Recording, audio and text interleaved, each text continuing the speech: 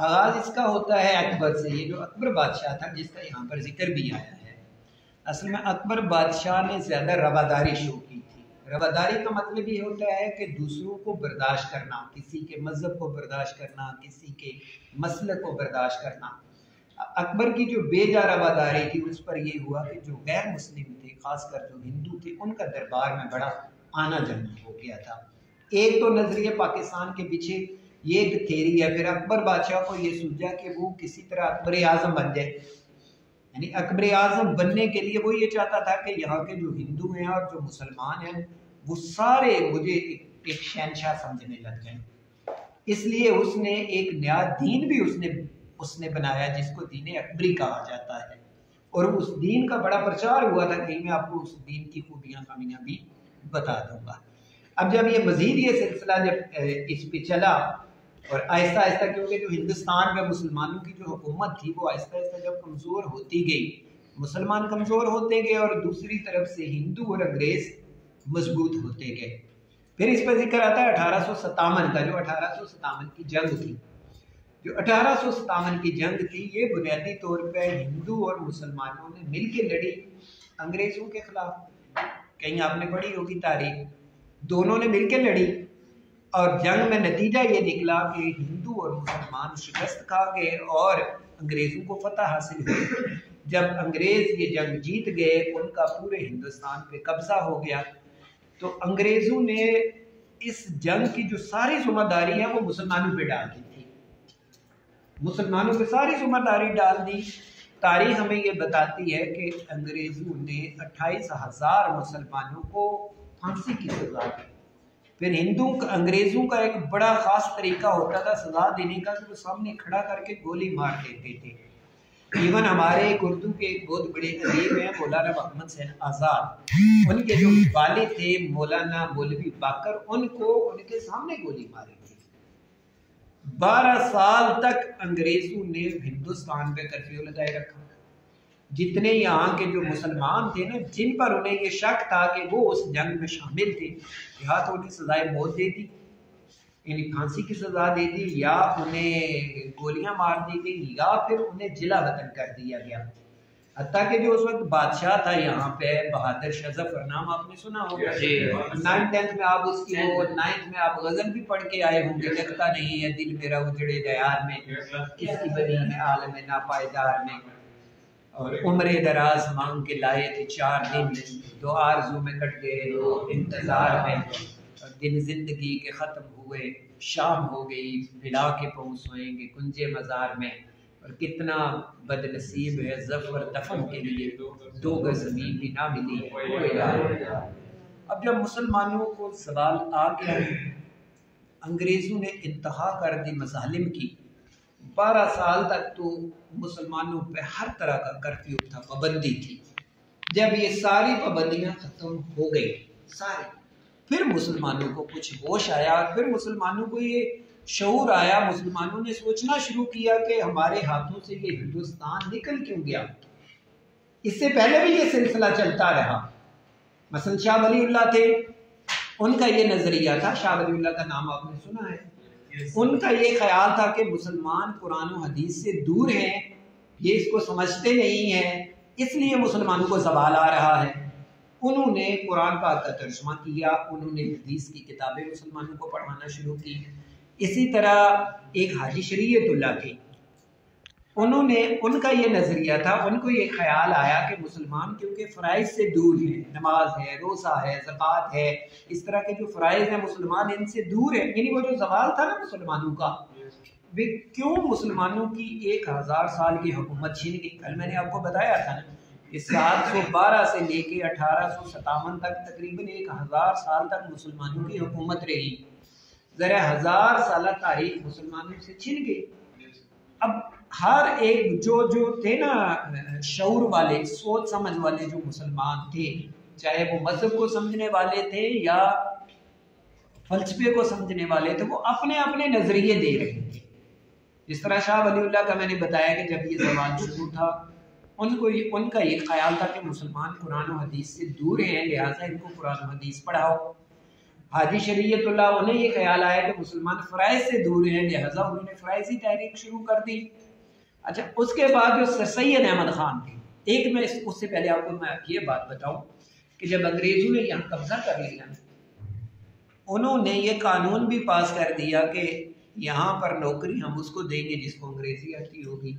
अब मुसलमान अंग्रेज़ी सीखने को तैयार नहीं थे। मुसलमान ये कहते थे कि हम इन अंग्रेज़ों की ज़ुबान क्यों सीखें जिन्होंने हमसे हमारा मुल्क छीना है। अब हिंदू ने धड़ाधड़ अंग्रेज़ी सीखना शुरू की, पढ़ना शुरू कर दिया, सारी नौकरियों में हिंदू छा गए और मुसलमानों के पास कुछ रहा ही ना। सर सैयद अहमद खान ने मुसलमानों से ये कहा कि अब आपको इंग्लिश सीखनी है, आपको ये दुनियावी तालीम आपको लेना होगी, आपको स्कूलों में जाना होगा और आपको सियासत करना होगी। इस बुनियाद पर सर सैयद अहमद खान ने 1800 पहले उन्होंने 1869 में सर सैयद अहमद खान बरतानिया गए, वहाँ का दौरा किया, वहाँ के रस्म व रवाज वहाँ के सीखे कि अंग्रेज़ इतनी महज़्ज़ब कौम क्यों है, माशरा उनका इतना अच्छा क्यों है। वहाँ से जब वो वापस आए तो उन्होंने एक रिसाला भी निकाला था जिसका नाम तहज़ीबुल अखलाक था। उसके बाद फिर उन्होंने 1875 में अलीगढ़ में एक स्कूल बनाया, उसी स्कूल को उन्होंने 1877 में कॉलेज का दर्जा दे दिया। फिर 1920 में वही जो कॉलेज था वो यूनिवर्सिटी की शक्ल अख्तियार कर दिया। इसमें जो ओवरऑल जो बताया जाए, ये सारी बातें नजरिए पाकिस्तान की बुनियाद बनी जब मुसलमानों ने पढ़ना लिखना शुरू कर दिया, किताबें पढ़ना शुरू की, अंग्रेजी मुसलमानों ने सीखना शुरू की और अंग्रेज़ों की किताबें उन्होंने मुसलमानों ने पढ़ना शुरू की, तो फिर मुसलमानों को कुछ ना कुछ शऊर आने लग गया। आहिस्ता आहिस्ता वो जो अंग्रेज़ जो मुसलमानों से नफरत करते थे ना, सर सैयद अहमद खान ने बुनियादी तौर पर वो नफरत कम करने की कोशिश की और हत्ता कि सर सैयद अहमद खान ने एक किताब भी लिखी, एक रिसाला असबाब बगावत हिंद। यानी उसका मकसद ये था कि क्योंकि अंग्रेज़ों ने ये कहा था कि ये सारी जो जंग है ना ये मुसलमानों ने शुरू की है, हिंदू थे उनकी गोद में बैठ गए थे, उनके साथ हो गए थे, सजाएं सारी मुसलमानों को मिल रही थी। सर सैयद अहमद खान ने वो जो किताब लिखी असबाब बगावत हिंद, मतलब उसका ये था कि ये जो जंग हुई है 1857 वाली, ये सारी मुसलमानों ने नहीं की, इसकी सारी सज़ा मुसलमानों को ना दी जाए। उसकी जो हकीकत थी ना, वो हकीकत उन्होंने अंग्रेज़ों को बताई। उससे ये हुआ कि ये जो नफरतें थी, दूरियाँ थी, वो जो मजालिम थे वो थोड़े कम हो गए। फिर कांग्रेस जमात बन गई, उसका भी यहाँ पर जिक्र आया है। ये जो कांग्रेस है ये एक अंग्रेज था A.O. ह्यूम, उसने ये बनाई थी। उसका ये कहना था कि असल उनका मकसद ये था कि जो अंग्रेज है, जो बैरूनी कौम है उसका और ये जो नीचे महकूम कौमें हैं यहाँ की हिंदू और मुसलमान, इनका राब्ता करवाया जाए, एक ऐसा फोरम बनाया जाए जिसमें अंग्रेज भी बैठे, हिंदू भी बैठे, मुसलमान भी बैठे। ज़ाहिर तो उन्होंने ये किया कि जी ये तमाम मुसलमानों का, हिंदू का ख्याल रखेगी, लेकिन वो जो कांग्रेस है वो करते करते उस पर हिंदू छा गए और वो अंग्रेज हिंदू की जमात एक बन गई। फिर सर सैयद अहमद खान ने मुसलमानों को ये कहा कि आप कांग्रेस से थोड़ा दूर रहिए, ये जो कांग्रेस है ये सिर्फ और सिर्फ हिंदुओं के मफादात का तहफ़्फ़ुज़ करती है। तो उस नतीजे में फिर 1906 में मुसलमानों ने मुस्लिम लीग बना दी।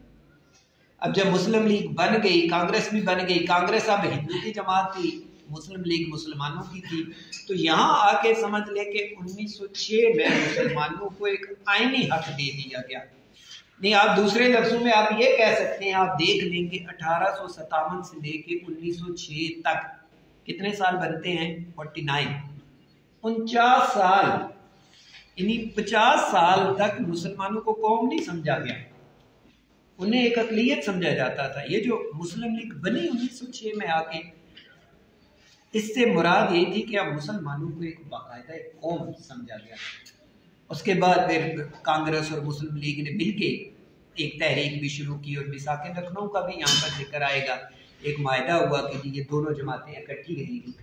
फिर इस पर वो नेहरू रिपोर्ट का जिक्र आया है, ये 1929 में या नहीं 1927 से आई थी या 28 है, ये नेहरू रिपोर्ट सामने आई थी। ये जो नेहरू रिपोर्ट थी बुनियादी तौर पर वो जो मिसाक लखनऊ था ना, जिसमें कांग्रेस का और मुस्लिम लीग का मायदा हुआ था, ये भी आप थोड़ा सा समझ लें। जो लॉजिक होता है ना उस बात का, मतलब पहले कांग्रेस बनी, फिर मुस्लिम लीग बनी, फिर इन दोनों का एग्रीमेंट हुआ कि हम मिल के चलेंगे, सही है।